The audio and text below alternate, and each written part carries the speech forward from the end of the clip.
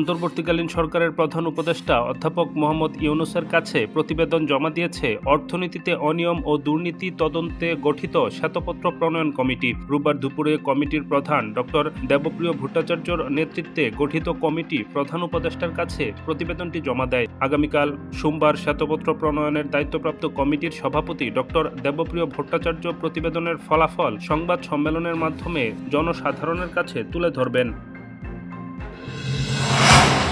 বহুল আলোচিত ২১শে আগস্ট গ্রেনেড হামলা মামলায় বিএনপির ভারপ্রাপ্ত চেয়ারম্যান তারেক রহমান ও সাবেক স্বরাষ্ট্র প্রতিমন্ত্রী লুৎফুজ্জামান বাবর সহ সব আসামিদের খালাস দিয়েছে হাইকোর্ট। রোববার বেলা ১১টার দিকে বিচারপতি কে এম আসাদুজ্জামান ও বিচারপতি সৈয়দ এনায়েত হোসেনের হাইকোর্ট বেঞ্চ এ রায় দেন। রায়ের পর্যবেক্ষণে বলা হয়, সাক্ষীরা ঘটনার বর্ণনা করেছেন, কিন্তু কে গ্রেনেড নিক্ষেপ করেছে তা কোনো সাক্ষী বলেননি। এছাড়া ২১ আগস্টে কে গ্রেনেড সরবরাহ করেছে তা চার্জশিটে উল্লেখ করেনি কোনো কর্মকর্তা।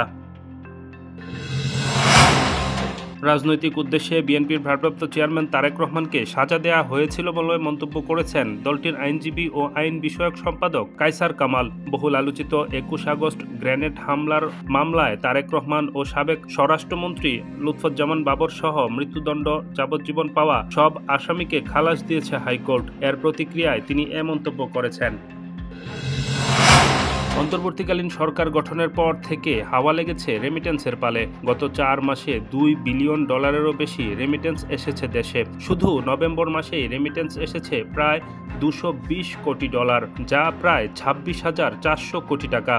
রোববার বাংলাদেশ ব্যাংকের প্রকাশিত হালনাগাদ তথ্য বলছে, নভেম্বর মাসে বিভিন্ন দেশে বসবাসরত প্রবাসী বাংলাদেশিরা পাঠিয়েছেন $২১,৯৫,১০,০০০। এ মাসে প্রতিদিন গড়ে এসেছে $৭,৩৩,০০,০০০ বেশি।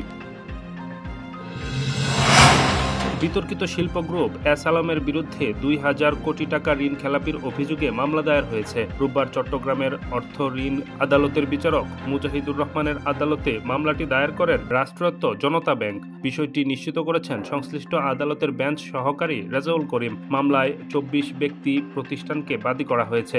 আদালত মামলাটি গ্রহণ করে বিকেলে আদেশ দেন। আদেশে ঋণ খেলাপি মামলায় এস আলম গ্রুপের চেয়ারম্যান সাইফুল আলম মাসুদ ও তার ভাই আব্দুস সামাদ লাভুর ২ ব্যাংকের শেয়ার জব্দের আদেশ দেয়।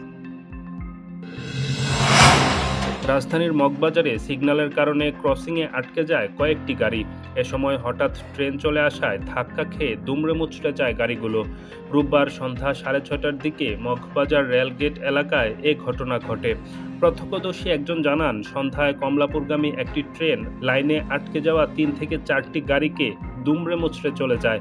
এর মধ্যে একটি হাইস, একটি প্রাইভেট কার, একটি অটো এবং একটি মোটর বাইক রয়েছে। তবে দুর্ঘটনায় কেউ হতাহত হয়নি।